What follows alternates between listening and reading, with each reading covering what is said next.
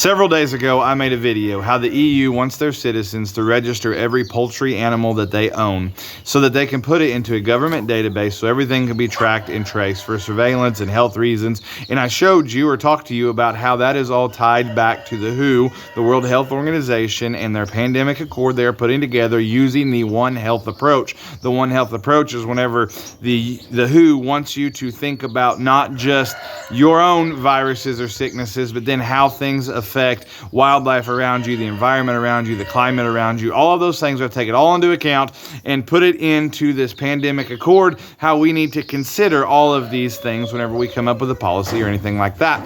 Well, now I found a study showing that scientists have come out and said the best way to keep wildlife and humans from trading sicknesses back and forth is to create an effective buffer zone between them so that the wildlife has all of the food and shelter they could possibly want. Humans are staying out of their habitat to keep the two from crossing over.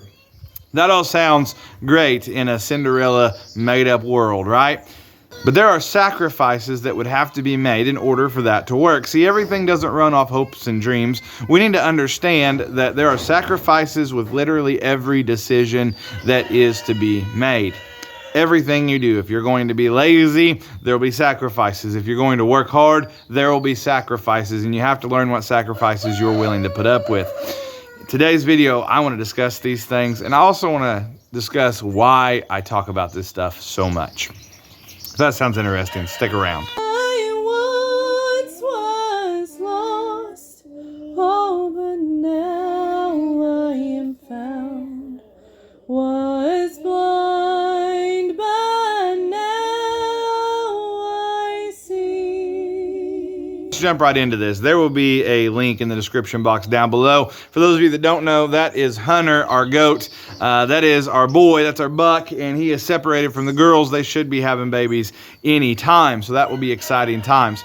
So why not just record our goats and our chickens, and why not just record us going out to find wild edibles or maybe mushrooms or something like that, or making dandelion jelly? Why not just record that stuff? We do record that stuff. We probably need to do some more of that stuff, but why not just that stuff? Why am I talking about the World Health Organization and the WHO and all these different studies that we find and all these different things that scientists are saying?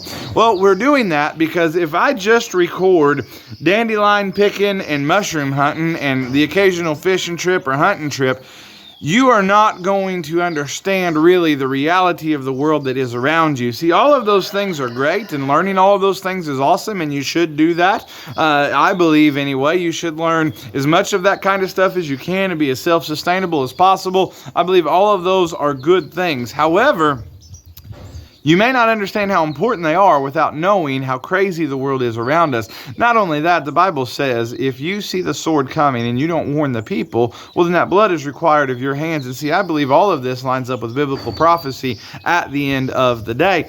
So whenever I tell you, when I get on here and I say, okay, what needs to occur in order for this so-called buffer zone to happen? What actually has to happen?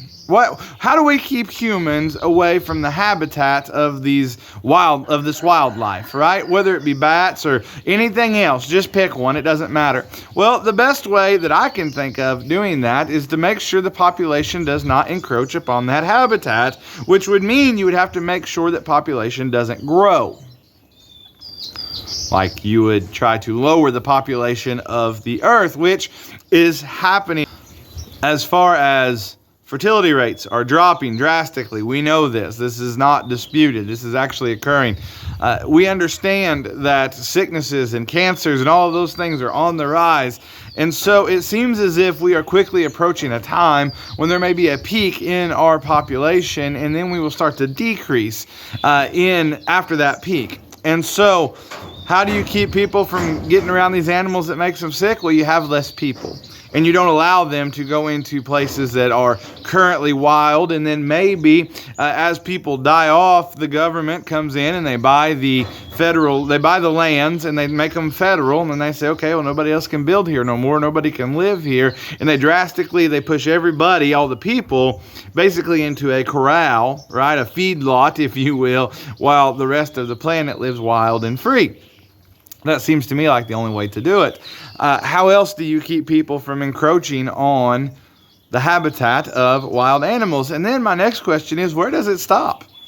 Okay, so maybe some bats, or maybe if you've worked in any sort of industry, you've had to deal with like the EPA or DNR or somebody where you've had to maybe go around a grove of trees because they had some sort of potentially going extinct animal in them, right? But that's not even what we're really talking about here. We're talking about avoiding wildlife in general. So, okay, well then where does it end? Are they going to try to stop you from hunting because you might get a disease from a white-tailed deer and spread that disease to the entire planet, and here we are in another pandemic? And then, is that good enough? What about agriculture? Are we going to stop raising animals because of these things? And you say, Justin, that sounds crazy. But whenever you understand, when you read this stuff enough, when you begin to draw, or you begin to draw and connect the dots, when you begin to understand, it all goes back to this One Health approach. It all goes back to the WHO. It all goes back to the UN. It all goes back to this climate change agenda stuff. Whenever they talk about, hey, we need to change the way we do agriculture because agriculture is a third of the emissions problems around the world. And they talk about lowering the amount of methane-producing animals and trying to tax methane-producing animals at a higher tax rate and trying to do lab-grown meat so you don't have methane-producing animals anymore. And then they tell you that, hey, by the way, we need to have this buffer zone around wild animals. And they tell you the next pandemic's probably going to come from some sort of farm-raised animal or wildlife animal to human, so we need to avoid these things. When you understand that, when you understand it all ties together, it's pretty hard to ignore it. And you eventually have to understand that, like, something is at play here. You can't just ignore all of it. I remember when I was shown for the first time all of the demonic symbolism and imagery whenever it comes to like Super Bowl halftime shows and celebrity music videos and all those kinds of things. And I remember, right, it being overwhelming. And I remember thinking to myself, like, well, maybe, you know, the performer doesn't really know, or somebody, whatever, whoever doesn't know. But when it happens over and over and over and over again, eventually you have to go, somebody knows what they're doing. We are talking about this One Health approach, and we are talking about climate crises, and we're talking about agriculture changes, and it can all be tied back to one place.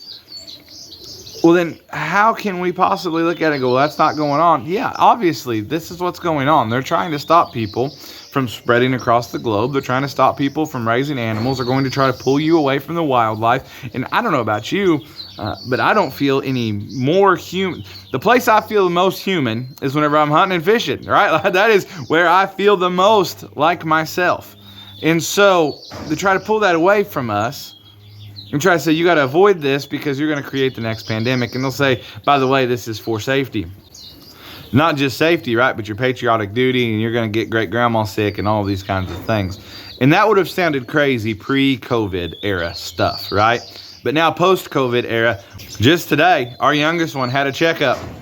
And at that checkup, the doctor recommended we stay away from religious gatherings and family get-togethers because there's been a couple of cases of diseases that my children are not doohickied for.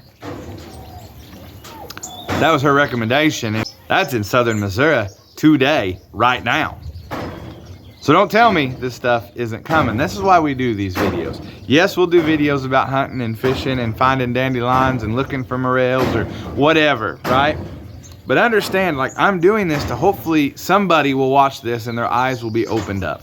Hopefully somebody, and by the way, how does it really help anybody understand the world they're living in if I just show you videos of Hunter the goat back here, right? It's entertainment. It's a good way of escape, maybe. He's a lot of fun. He's pretty goofy.